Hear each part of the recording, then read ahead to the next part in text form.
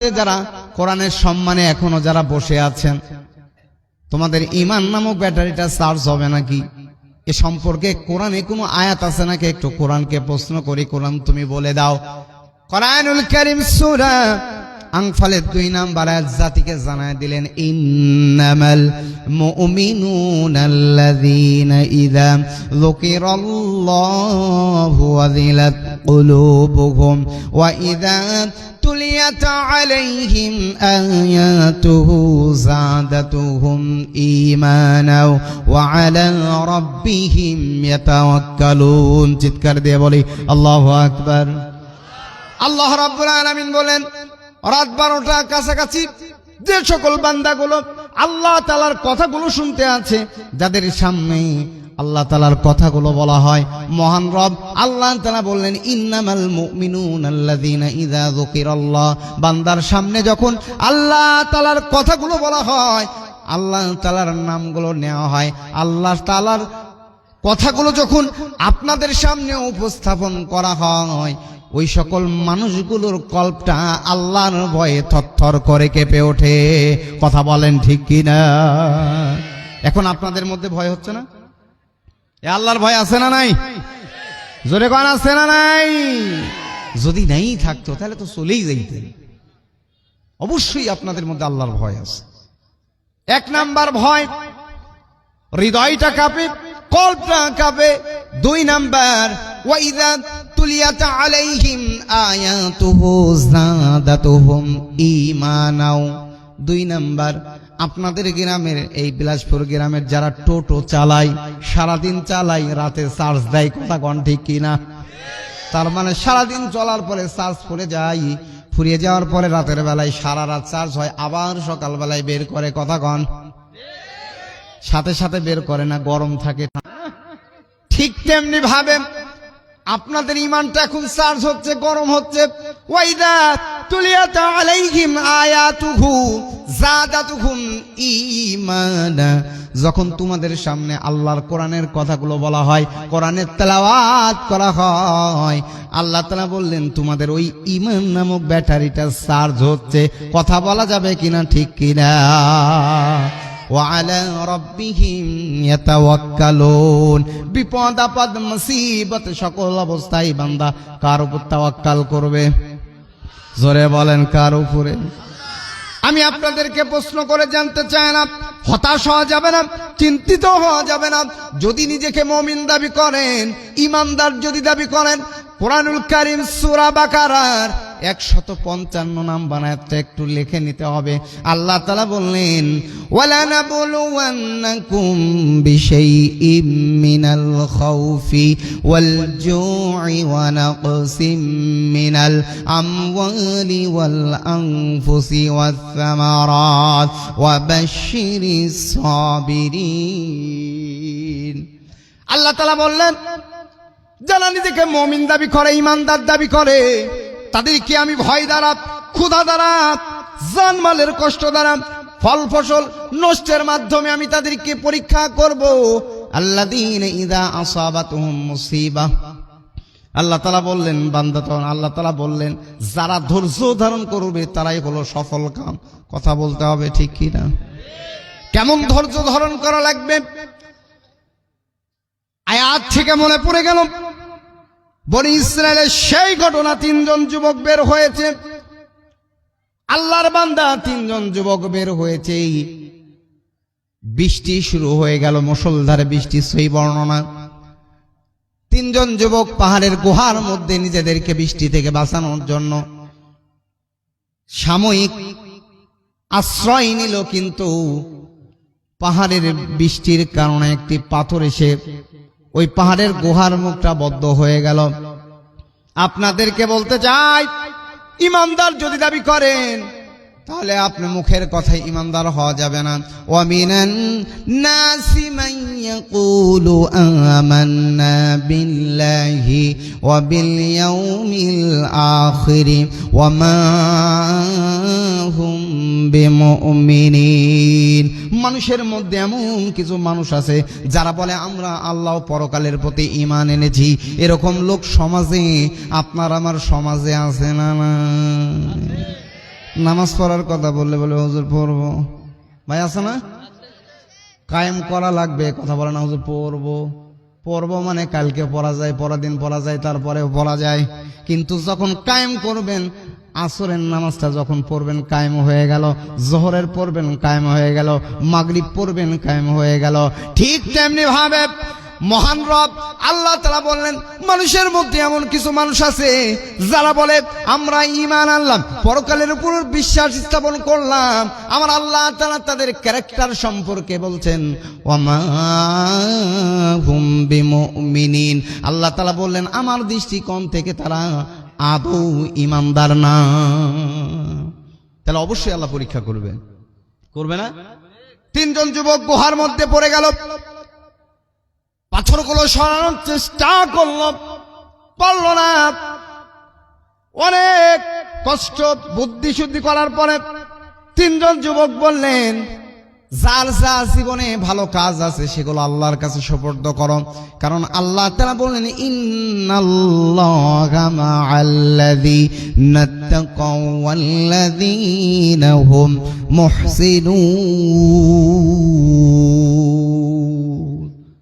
কাজ করলে হবে না, নামাজ পড়লে হবে না, যাকাত দিলে হবে না, হজ করলে হবে না। কেন হবে না? যদি লোক দেখানো ইবাদত করেন হবে নাকি? এ কথা বলেন, হবে? এটা আপনাদের এদিকে আছে না? কারণ আল্লাহ তাআলা বললেন আল্লাহ তাদের সঙ্গে রয়েছেন যারা তাকওয়া সহকারে কাজ করে। আমাদের সকল কাজগুলো কাকে দেখানোর জন্য হবে? জোরে বলেন কাকে? আল্লাহকে। একজন যুবক বললেন, কাজ করে বাড়িতে ফিরতে লেট হলো, রাতের বেলায় এসে দেখি মা বাবা ঘুমিয়ে পড়েছে, সন্তানগুলো ক্ষুধার যন্ত্রণায় কান্না করে। দুধ দহন করার পরে শিওরের পাশে দাঁড়ালাম, পিতামাতাকে জাগানো ভালো মনে করলাম না। সন্তানগুলো কান্না করতে করতে এক পর্যায়ে আমার পায়ের কাছে ঘুমিয়ে গিয়েছে। সকালবেলায় যখন বাবা মা উঠলো, ওঠার পরে পাশে সন্তানকে দেখার পরে বলে, মা তোমাদের জন্য দুধ নিয়ে দাঁড়িয়ে আছে। এ মুসলমান মায়ের সন্তানেরা দেখেন, আল্লাহর সন্তুষ্টির জন্য যদি কাজ করেন লাভটা কি হবে? বললেন এগুলো যদি আল্লাহর কাছে সুপর্দ করে বললেন, আমার সন্তানকে ক্ষুধার্ত অবস্থায় দিই নাই, পিতামাতার জন্য দিয়েছি। এরকম সন্তান আমাদের সমাজে কি আছে? কথা বলে না, আছেই? বড় হয়ে যায় পিতামাতার সাথে খারাপ আচরণ করে, আছে না নাই? লম্বা আলোচনা, পিতামাতার আলোচনা চলে যাবে, আমি সেদিকেও যাচ্ছি না। আল্লাহর কাছে বলার পরে আল্লাহ তাআলা খুশি হয়ে পাথর একটু সরিয়ে দিল।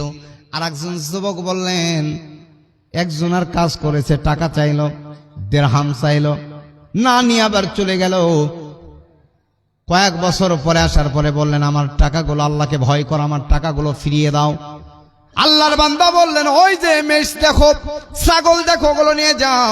আল্লাহর বান্দা বললেন, তুমি কি আমার সাথে মশকরা করো নাকি? বললেন, না, তোমার সেই টাকা দিয়ে আমি এগুলো ক্রয় করার পরে আমি তোমার সম্পদটা বাড়িয়েছি। আজকে যদি সঠিক মানে মানুষকে টাকা ধার দেওয়ার পরেও যদি মানে টাকা পয়সা যদি তৈরি হয়ে যায়, একসাথে ব্যবসা করে, এক পর্যায়ে ব্যবসা করার পার্টনারকে অস্বীকার করে বসে, এরকম লোক সমাজে আছেই না? না, কি আমার কথা কি বোঝা যাচ্ছে? আল্লাহর ভয় দিয়ে দিল।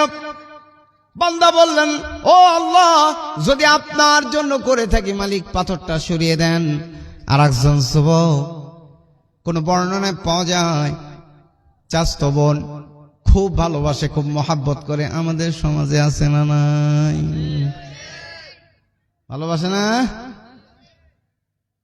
দেখা গেল একদিন টাকার বিনিময় শারীরিক সম্পর্কের জন্য প্রস্তাব দেওয়া হলো। সংক্ষেপে বোঝানোর জন্য বলছি, যদি নিজেকে ইমানদার দাবি করেন, মুমিন দাবি করেন, আল্লাহ তাআলা পরীক্ষা করবেন। যুবক বললেন, অপকর্মের জন্য লিপ্ত হওয়ার জন্য তৈয়ার হলাম, কিন্তু তার চোখে পানি থাকার কারণে জিজ্ঞাসা করলাম, বোন আমি কি তোমাকে জোর করছি নাকি? এক পর্যায়ে বোন বললেন, বিবাহের মাধ্যমে মোহরের মাধ্যমে বিবাহ করতে পারো। ওয়া আতুন নিসা সাদাকাতিহিন্না নিহলা, তোমরা স্ত্রীদেরকে সন্তুষ্ট চিত্তে মোহর দাও। আমাদের সমাজে মহারানা বাকি রাখে এরকম যুবক আছে না নাই? দেখেন একটার সাথে আরেকটা রিলেটিভ চলে আসবে, আমি সেদিকেও যাব না। এখন কি আল্লাহর সন্তুষ্টির জন্য ছেড়ে দিল। আল্লাহকে বললেন, মালিক তোমার সন্তুষ্টির জন্য যদি ছেড়ে থাকি পাথরটা সরিয়ে দাও। আল্লাহ তাআলা তার কথাটা শুধু শুনেন নাই, পাথরটাও সরিয়ে দিয়ে তাদেরকে বিপদ মুক্ত করলেন। সেই আল্লাহ আমাদের জন্য এখনো আছে না নাই? ইন্নাল্লাযীনা ক্বালু রাব্বুনাল্লাহু সুম্মা ইসতাকামু তাতানাজ্জালু আলাইহিমুল মালায়েকা আল্লা তাখাফু ওয়া লা তাহজানু ওয়া আবশিরু বিল জান্নাতিল্লাতী কুনতুম তুআদুন। আয়াতের মধ্যে ঈমান বাড়ার পরে 3 নাম্বার কাজ হবে ওয়া আলা রাব্বিহিম ইয়াতাওয়াক্কালুন। বিপদ আপদ মুসিবতে কার উপর তাওয়াক্কাল করব? আরো জোরে আল্লাহর উপর তাওয়াক্কাল করা লাগবে। আল্লাহ তাআলা বললেন, যারা বলে নিশ্চয়ই আমাদের রব হলেন আল্লাহ, অতঃপর তার উপর অবিচল অটল থাকে, আমার আল্লাহ তাআলা বললেন ফেরেশতা নাজিল করব। তাদের ভয় নাই, তাদের টেনশন নাই, তাদের জন্য জান্নাতের সুসংবাদ দাও। তাহলে আমরা যদি আল্লাহর উপর তাওয়াক্কাল করি, আমাদের জান্নাত নিয়ে ভয় নাই, জান্নাত নিয়ে টেনশন নাই। জান্নাতের সুসংবাদ দিয়েছেন তিনি কে? আল্লাহ আমাদেরকে কবুল করুক, সকলে বলেন আমিন।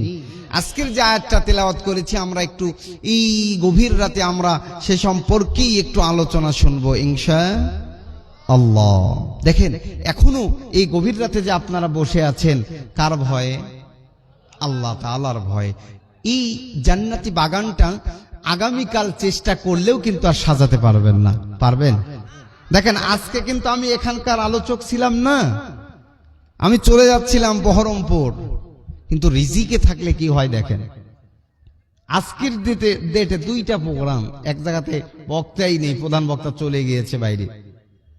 কিন্তু এখানে আগে কথা বলার কারণে, আগে জবান দেওয়ার কারণে এখানেই থেকে যেত। রায়গঞ্জ থেকে ঘুরে এসেছি। তার মানে একটা কথা বলেন না, বিনা মেঘে বৃষ্টি। আমিও ভাবতে পারি নাই আজকে আপনাদের সামনে আমি আলোচনা করব। পাশেই প্রোগ্রাম ছিল আমার, রসাখোয়ার পাশে প্রোগ্রাম ছিল গত 27 তারিখ ছিল। এখন আসুন কোরআনুল কারীমের যে আয়াতটা আমি তেলাওয়াত করেছি সূরা আলী ইমরান 185 নাম্বার আয়াত। বাজান এটা সম্পর্কে আমরা একটু সকলেই অবগত আছি। তারপরে আজকে আমি যেহেতু সুদূর রাজশাহী থেকে, বাংলাদেশ থেকে এসেছি, অনেক কষ্ট করে এসেছি। আজকে আমার সাথে আইসি দেখা করলো, হাসান ভাই খুব ভালো মনের মানুষ, দেখা করলো উনি, অনেক গল্প হলো। তো যাই হোক, তারপরে আমি আপনাদের সামনে আসছি, কিছু কথা বলে যাব, নিজেও আমল করব, আপনাদেরকেও আল্লাহ তাআলা যেন আমল করার তৌফিক যেন দান করে, সকলে বলি আমিন। আসুন আমরা সকলেই একটু পড়ি আয়াতটা। আউযু বিল্লাহি মিনাশ শাইতানির রাজীম। বিসমিল্লাহির রাহমানির রহিম। কুল্লু নাফসিন যায়িকাতুল মাউত। আল্লাহ তাআলা বললেন, বিতাড়িত শয়তান কাছ থেকে আল্লাহ তাআলার কাছে আশ্রয় চাই, শয়তানের ওয়াসওয়াসা থেকে, শয়তানের ধোঁকা থেকে। পরম করুণাময় দয়ালু মেহেরবান আল্লাহ তাআলার নামে শুরু করছি। কি? কুল্লু নাফসিন যায়িকাতুল মাউত। আপনাদের ইমাম সাহেবরা বলে না? এ ভাই বলে না? ও যুবক ভাইরা বলে না? কি বলে জানেন? প্রত্যেক প্রাণী কি জীবনের মৃত্যুর স্বাদ গ্রহণ করা লাগবে। কেন শায়েখরা বলতে পারতো না বাজান যে প্রত্যেক প্রাণীকে মৃত্যুবরণ করা লাগবে? ভাই বলতে পারতো না? তো মৃত্যুর স্বাদ গ্রহণ করা লাগবে, এর মধ্যে কথা আছে না নাই? এ কথা বলতে হবে, আছে না নাই? আচ্ছা বলুন, আপনাদের এলাকায় আম চাষ হয় না? ন্যাংরা আর হলো হিমসাগর, এই 2টা আমের কি স্বাদ একরকম? একরকম না। দুইটা আমের স্বাদই দুই রকম। ঠিক মুমিনের মৃত্যু আর মুনাফিকের মৃত্যু একরকম হবে? কথা বলতে হবে, হবে? মানুষ দুনিয়াতে আসার পরে মানুষের জীবনকে কয়টা ভাগে ভাগ করা হয় আপনারা জানেন? আলোচনা তো অনেক শুনেছেন, এটা ক্লাস ভিত্তিক আলোচনা মনে করেন। মানুষের জীবনকে কয়টা ভাগে ভাগ করা হয়? আপনাদের চুপ থাকা বোঝা গেল আপনারা জানেন না। মানুষের জীবনকে 3 ভাগে ভাগ করা হয়। কয় ভাগে? জোরে বলতে হবে, কয়টা? 3টা। নাম্বার 1, দুনিয়াতে আসার পরে এটার নাম হলো কিসের জীবন?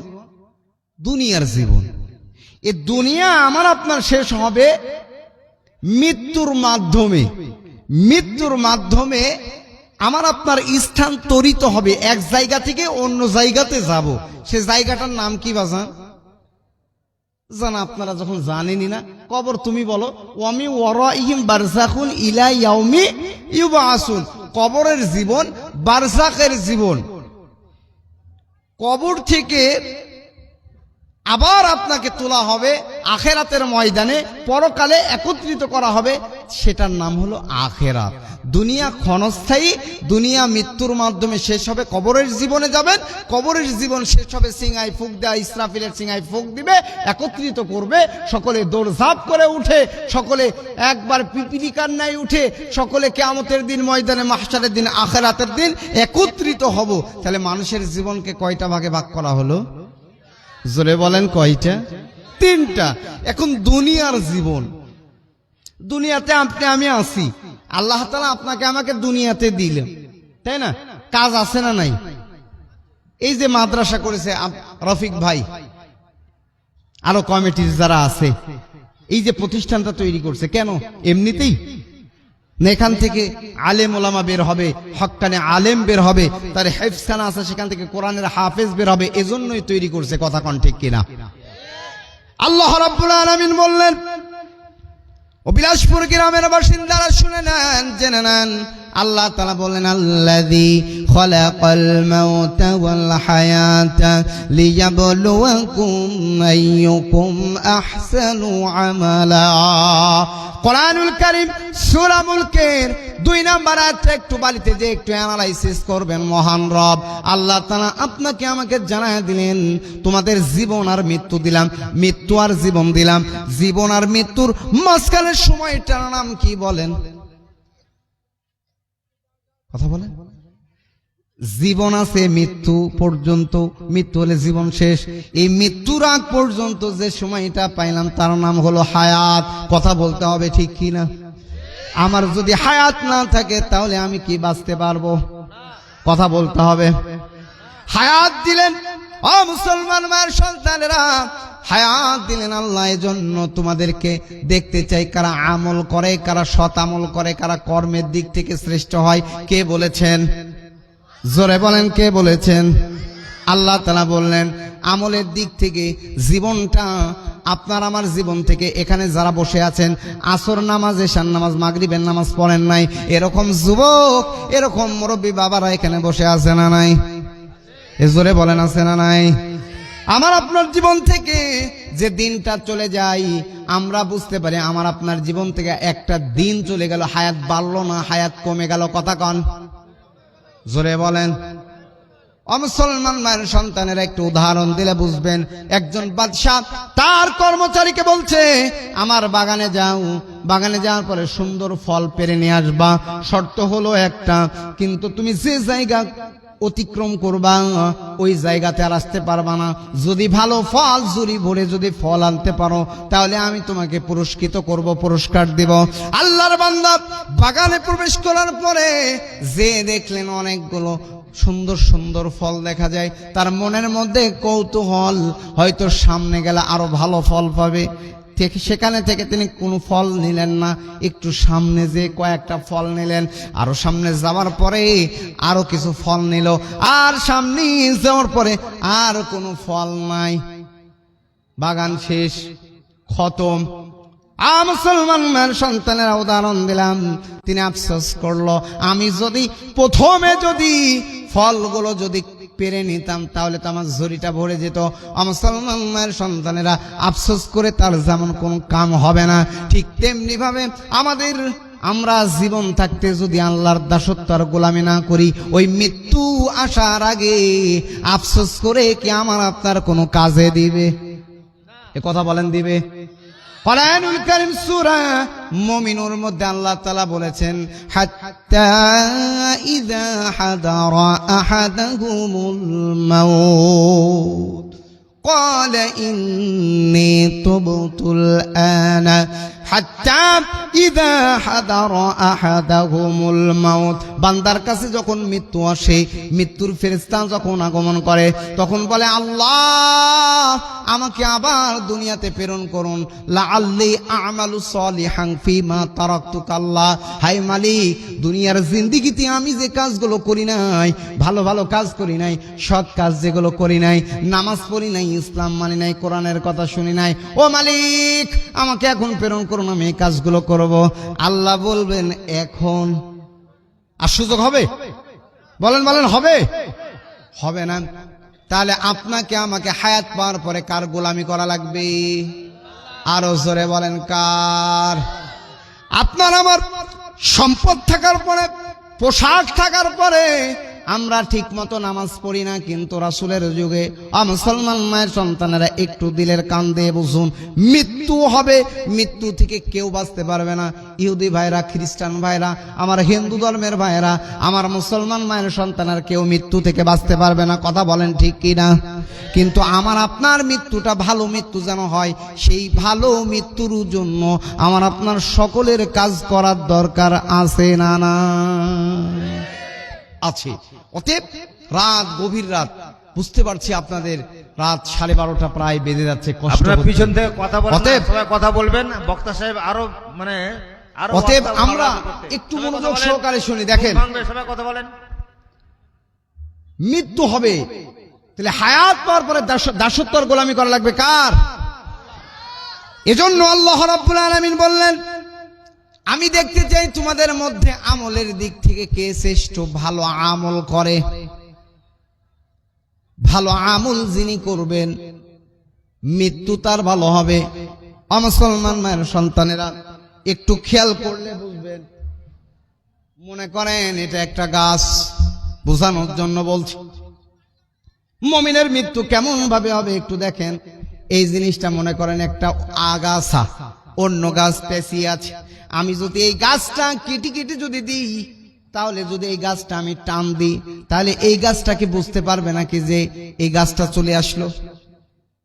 বুঝেন নাই? মনে করেন এটা একটা গাছ, এই গাছে আগাছা জন্মাইছে, আমি ওই গাছের যেখানে যেখানে আটকায় আছে আমি কেটে দিলাম, তাহলে টান মারলে সুন্দরভাবে আসবে না?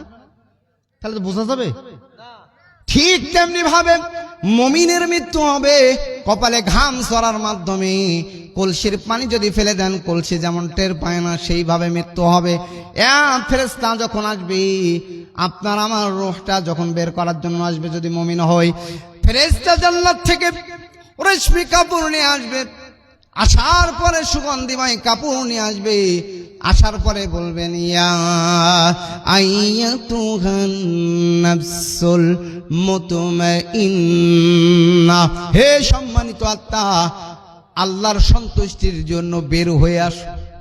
তাহলে মুমিন বান্দা কি বলে ডাকবে? সম্মানিত আত্মা বলে ডাকবে। মৃত্যু হবে, হাদিসের বর্ণনা, মৃত্যু হওয়ার পরে রূহটা নিয়ে যাওয়া হবে রেশমি কাপড়ে পরে, রূহটা নিয়ে যাওয়া হবে। আকাশের ফেরেশতারা বলবে, আসমানের দরজা খুলতে চাইবে না, বলবে কি, অমুকের সন্তান অমুক।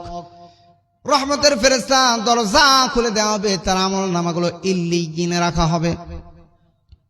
মৃত্যুবরণ করা লাগবে, কিন্তু মৃত্যুটা মুমিনের হালতে হওয়া দরকার। ও মুসলমান মায়ের সন্তানের মৃত্যুর যন্ত্রণা আছে না নাই? ওয়াজাআত সাকরাতুল মাউতি বিল হক, মৃত্যুর যন্ত্রণা আছে, মৃত্যুর যন্ত্রণা অনেক কঠিন। আল্লাহর রাসূলের বুকের উপরে আজরাইল শুধু হাতটা রেখেছে, আল্লাহর রাসূল বলেছেন, আমার বুকের উপরে যেন উহুদ পর্বতটা রাখলো। আমার মুসলমান মায়ের সন্তানেরা, যে রাসূলের আগে পিছে কোনো গুনাহ নাই, তামাম বিশ্ববাসীর জন্য আল্লাহ তাআলা বলেন ওয়ামা আরসালনাকা ইল্লা রাহমাতাল লিল আলামিন। আল্লাহ তাআলা তামাম বিশ্ববাসীর জন্য রাসূলকে রহমত স্বরূপ প্রেরণ করেছে। রাসূলের বুকের উপরে হাত রাখার জন্য যদি মৃত্যুর যন্ত্রণার কথা বলে, তাহলে আমরা আপনারা যারা আছি, যারা আল্লাহর দাসত্ব আর গোলামি করি না, আল্লাহর পথে চলি না, তাদের মৃত্যুটা কেমন হবে একটু চিন্তা করার দরকার আছে না নাই? কবরের মধ্যে রাখা যখন হবে, ভালো করে বুঝুন, সংক্ষেপে খালি বলছি বোঝানোর জন্য। কারণ কি, ময়দানে মাহশারের দিনে কবর যদি কাউকে রেহাই দিয়ে দেয়, কবর যদি রেহাই দিয়ে দেয়, ও মুসলমান মায়ের সন্তানারা একটু দিলের কান দিয়ে বুঝুন, একটু চোখে যখন থাকবো না, চারজন বরযাত্রী মসজিদের দরজায় খাটিয়া নেওয়ার জন্য চলে যাবে। কথা বলেন ঠিক কিনা? আপনি মসজিদে যান বা না যান, মসজিদের ক্ষতি হবে না, কিন্তু মসজিদের খাটিয়া আপনার দরজায় যাবে। একটু চোখটারে বুঝে নিজের দিলকে, নিজের বিবেককে